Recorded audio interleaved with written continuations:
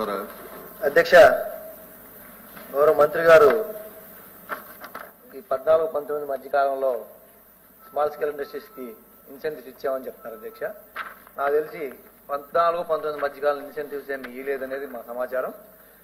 మళ్ళీ కోవిడ్ 19, 20, 21 మధ్యకాలంలో జగన్మోహన్ రెడ్డి గారు ప్రభుత్వం వచ్చిన తర్వాత కోవిడ్ లో ఇండస్ట్రీస్ అన్ని సిక్ అవుతే అన్ఎంప్లాయ్మెంట్ పెరుగుతున్న ఉద్దేశంతో ఆయనే దాదాపు 7,000 కోట్ల రూపాయలు 2 విడతలుగా ఇచ్చింది మనందరం కూడా చూసాం అధ్యక్ష.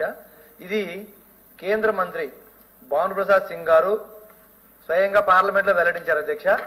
2021-22లో 12.29 లక్షల మందికి ఉపాధి కల్పన జరిగింది. 2022-23లో 27.27 లక్షల మందికి ఉపాధి కల్పన జరిగింది. రాష్ట్రంలో మొత్తం 6.99 లక్షల ఎంఎస్ఎంఈలు ఉంటే వాటిలో 19కి ముందు ఉన్నాయి కేవలం 1,99,000 మాత్రమే. అయితే 5,06,000 ఎంఎస్ఎంఈలు కేవలం 19-24 మధ్యకాలంలోనే ఈ రాష్ట్రంలో ఏర్పాటు చేయడం జరిగింది అధ్యక్ష. ఇవే కాకుండా రాష్ట్రంలో 5 ఏళ్లలో మొత్తం 15,635 కంపెనీలు ఆంధ్రప్రదేశ్ రాష్ట్రంలో నమోదైన అధ్యక్ష. ఇది కేంద్ర ప్రభుత్వం ఇచ్చిన నివేదిక అధ్యక్ష. మేమేమి రికార్డు చూసి మాట్లాడుతున్నాం అధ్యక్ష. ఇది ఇంకొకటి ఎంఎస్ఎంఈల్లో స్థానికులకి 75% ఉద్యోగ అవకాశాలు కల్పించాలని చెప్పి గత ప్రభుత్వం జీవో తీసుకొచ్చింది అధ్యక్ష. అది ఇప్పుడు మీరు కంటిన్యూ చేస్తున్నారా లేదా అని చెప్పి మేము ఈ సందర్భంగా మంత్రి గారిని అడుగుతా ఉన్నాం అధ్యక్ష. ఎంఎస్ఎంఈలు భారీ పరిశ్రమలు 163 ఇస్తే దగ్గర 15,565 కంపెనీలు చిన్న తరహా పరిశ్రమలు వచ్చినాయి అధ్యక్ష. ఇది దీంతో పాటుగా గడిచిన 4 ఏళ్లలో ఏపీలో కొత్తగా 18 లక్షల మంది ఐటీ రిటర్న్స్ సబ్మిట్ చేయడం జరిగింది అధ్యక్ష. ఐటీ రిటర్న్స్ లో 60% ఓన్లీ ఎంఎస్ఎంఈలే ఐటీ రిటర్న్ సబ్మిట్ చేస్తే ప్రభుత్వానికి ఆదాయం వస్తా ఉంది అధ్యక్ష. రాష్ట్ర ప్రభుత్వం చర్యలు ఉద్యమం పోర్టల్లో 6.6 లక్షల మంది ఎంఎస్ఎంఈలు రిజిస్టర్ అయిన అధ్యక్ష గత 5 ఏళ్లలో. ఇదే సమయంలో జిఎస్టీ కూడా అధ్యక్ష 4.1 లక్షల మంది రిజిస్టర్ చేస్తున్నారు అధ్యక్ష. జిఎస్టీ కూడా రిజిస్ట్రేషన్ జరిగింది అధ్యక్ష గత 4-5 ఏళ్లలో. వీటన్నిటి వల్ల ఉద్యోగ ఉపాధి అవకాశాలు లక్షల్లో వచ్చిందే కాకుండా రాష్ట్ర ప్రభుత్వానికి ఆదాయం కూడా పెరుగుతా ఉంది అధ్యక్ష. ఇది మేము మొన్న అధ్యక్ష నేను మొన్న సభలో కూడా లాస్ట్ వీక్ మాట్లాడితే ఆ రోజు మేము ఈ పోర్టులు కానీ చిన్న తరహా పరిశ్రమలు కానీ మేమేమి ఎక్కడ ఇబ్బంది పెట్టదని చెప్తా ఉన్నారు అధ్యక్ష. నిన్న రామాయపట్నం పోర్టు ఇదిగో అధ్యక్ష, మాటకు ముందు ఒక మాట, మాటకి వెనక ఒక మాట, సాక్షి సాక్షి సాక్షి అని మాట్లాడుతున్నారు అధ్యక్ష. మేము సాక్షి పేపర్ గురించి మాట్లాడలేదు, ఆంధ్రజ్యోతి పేపర్ అధ్యక్ష. ఇది నిన్న మా కందుకూరు ఎమ్మెల్యే, మీ కూటమి ప్రభుత్వ ఎమ్మెల్యే రామాయపట్నం పోర్టు కాంట్రాక్టర్ని బెదిరించి లారీలు సీజ్ చేపించి ఇండస్ట్రీస్ అండి, చిన్న తరహా పరిశ్రమలు సార్, పరిశ్రమలా కాదా, ఇండస్ట్రీసా కాదా, ఇండస్ట్రీసా కాదా అధ్యక్ష? నేను కానీ తప్పు మాట్లాడితే ఏమైనా సిద్ధమే అధ్యక్ష. నేను అడిగేది చిన్న తరహా పరిశ్రమలు ఎందుకు తరిమేస్తున్నారు అధ్యక్ష? అదేమధ్యక్ష ఇది మీరు అడిగినటువంటి 1 మినిట్ కూర్చోండి. మీరు అడిగినటువంటి ప్రశ్న ఎంఎస్ఎంఈలకు సంబంధించినటువంటి ప్రోత్సాహాల మీద విమర్శకు వెళ్ళొద్దు దయచేసి. అవును, నేను చెప్పాను,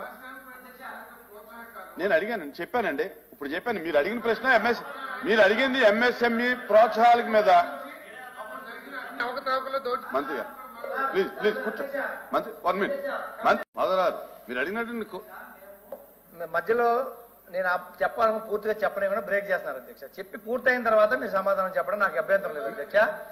మేము ఎందుకంటే పోర్టు మాకు 75 సంవత్సరాల కళ మా నియోజకవర్గానికి కాబట్టి మేము మాట్లాడుతున్నాం ప్రతిసారి కూడా. ఏమధ్యక్ష ఎట్లా కాదు నేను ఎందుకు పోర్టు విషయం తీసుకొచ్చానంటే, అరే పోర్టు విషయం ఎందుకు వచ్చిందంటే ఎంఎస్ఎంఈ క్వశ్చన్ గురించి మాట్లాడండి అధ్యక్ష. నేను అడుగుతుంది ఎంఎస్ఎంఈ ఇండస్ట్రీలు రావాలంటే ఎలా వస్తాయి అధ్యక్ష? దానికి మౌలిక వస్తువులు కావాలి, పోర్టు కావాలి, ఎయిర్పోర్ట్ కావాలి, అన్ని కావాలి అధ్యక్ష. అవన్నీ వెళ్ళిపోతున్నాయి ఇప్పుడు. దీని వల్ల అడుగుతున్నా నేను. మేము పోర్టు గురించి మాట్లాడట్లేదు.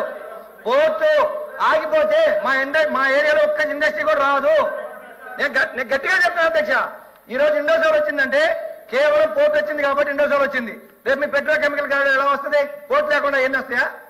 మీరు దయచేసి మేము అడిగే క్వశ్చన్ పూర్తిగా అర్థం చేసుకున్న తర్వాత మీరు ఇంటరప్ట్ చేయండి, లేకపోతే సమాధానం చెప్పండి. కానీ ప్రతిదానికంటే మాకు పోర్టుకి అన్ని ముడిపడి ఉన్నాయి అధ్యక్ష. మా ప్రాంతం కరువు ప్రాంతం. 30,000 మంది అధ్యక్ష, 30,000 మంది ఉపాధి లేక హైదరాబాద్, బెంగళూరు, చెన్నై పై మా వాళ్ళు ఉన్నారు అధ్యక్ష. 30,000 మంది ఊరలు పెట్టిపోయారు అధ్యక్ష మా నియోజకవర్గం నుంచి. అయితే స్మాల్ స్కేల్ ఇండస్ట్రీస్ వస్తాయనే మేము పోర్టులు తీసుకొచ్చాం. మా దగ్గర ఇంకా ఎంఎస్ఎంఈలకి అధ్యక్ష 12,000 ఎకరాలు భూమి మా నియోజకవర్గంలో, మా పక్క కనిగిరి నియోజకవర్గం ఉంది అధ్యక్ష. అది రాజశేఖర రెడ్డి గారు అధ్యక్ష, రాజశేఖర రెడ్డి గారు దాన్ని మంత్రి గారు మాట్లాడినప్పుడు మీరు కాదు, కూర్చోండి అధ్యక్ష. మంత్రి గారికి అవకాశం ఇస్తాం, మీరు కూర్చోండి అధ్యక్ష. అధ్యక్ష, నేను ఎంఎస్ఎంఈల గురించే మాట్లాడుతా ఉన్నాను, నేను డిబేట్ అవ్వలేదు. కానీ నేను ఎందుకు మాట్లాడాల్సి వచ్చిందంటే, మాకు ఎందుకంటే మీరు మళ్ళీ మొదలెడతారు సార్. పోర్టు రాకపోతే మాకు ఇండస్ట్రీస్ రావని చెప్పబోతే వాళ్ళు దాన్ని డిబేట్ చేసేసి ఈయన పోర్టు గురించి ఆయన పేపర్ లో పోర్టులు తీసుకొచ్చి చూపించారు కదా సార్. మీరు అడిగిన ఎంఎస్ఎంఈ ప్రోత్సాహాలు అవి వివరాలు అడిగారు. దాని మీద మీకు ఏదైనా అనుమానం ఉంటే చెప్పండి. ఎంఎస్ఎంఈలు రావాలి అంటే ఇప్పుడు వీళ్ళ ప్రభుత్వ విధానాలు ఏం తీసుకున్నారని అడుగుతున్నాం అధ్యక్ష. మేము క్లియర్ గా చెప్తా ఉన్నాం. ఏది గతంలో 5 సంవత్సరాల్లో ఎన్ని ఉద్యోగాలు వచ్చినాయి, ఎన్ని ఇన్కమ్ ట్యాక్స్ రిజిస్టర్ అయ్యారు, ఎన్ని జిఎస్టీలు రిజిస్టర్ అయ్యారు, ఎన్ని కంపెనీలు వచ్చినాయని మేము క్లియర్ గా అడిగాము. కానీ ఆయన 2019, 24 మధ్యకాలంలో ఇచ్చింది చాలా 1000 కోట్లు ఎంతో చెప్తా ఉన్నారు అధ్యక్ష. దాదాపు 7,000 కోట్లు 14, 19 మధ్యలో ప్లస్ 2 సంవత్సరాలు కలిపి ఇచ్చింది వైఎస్ఆర్ కాంగ్రెస్ పార్టీ ప్రభుత్వం అధ్యక్ష. అవి అసత్యాలు చెప్పుకుంటూ ఇక్కడ ఈ ఇండస్ట్రీస్ రావాలి అంటే వాడికి హైవేలు కావాలి, పోర్టులు కావాలి, ఇంకా ఉద్యోగ స్కిల్ డెవలప్మెంట్, స్కిల్ లేబర్ కావాలి, ఇవన్నీ ఉంటాయి, అనుబంధం ఉండదు అధ్యక్ష. ఓన్లీ ఎంఎస్ఎంఈలు రావాలంటే ఎంఎస్ఎం అనేది రాదు అధ్యక్ష. ఇవన్నీ సౌకర్యాలు కల్పిస్తేనే ఇక్కడ పరిశ్రమలు వస్తాయి, ఉద్యోగాలు వస్తాయి. వచ్చిన కంపెనీలు ఎవరు పంపించారు? ఒక్క పేపర్ కంపెనీ పర్మిషన్ రాలా. సంబంధం లేని ఎట్టు మాట్లాడుతున్నారు అధ్యక్ష. మీరేమడుగుతున్నారు అధ్యక్ష? దయచేసి ప్లీజ్ ప్లీజ్ ఎక్కడ మాట్లాడిస్తున్నారు అధ్యక్ష? మా దగ్గర అధ్యక్ష వివరణ కావాలండి. దయచేసి మీకేం వివరణ కావాలి? అమ్మా ఒక నిమిషం, మీకేం వివరణ కావాలి? మాకేం వివరణ కావాలంటే మా దగ్గర అమ్మా ఉండమ్మా. అరే ఏంటిది ఇక్కడ ప్రభుత్వం మీకు బాధ్యత లేనట్టు మాట్లాడతారు అధ్యక్ష. ప్రభుత్వం సక్రమంగా జరిగేటట్టు చూడాలి అధ్యక్ష. మా దగ్గర వీటితో పాటు మీకేం కావాలి అడగండి. సప్లిమెంట్ అడగండి.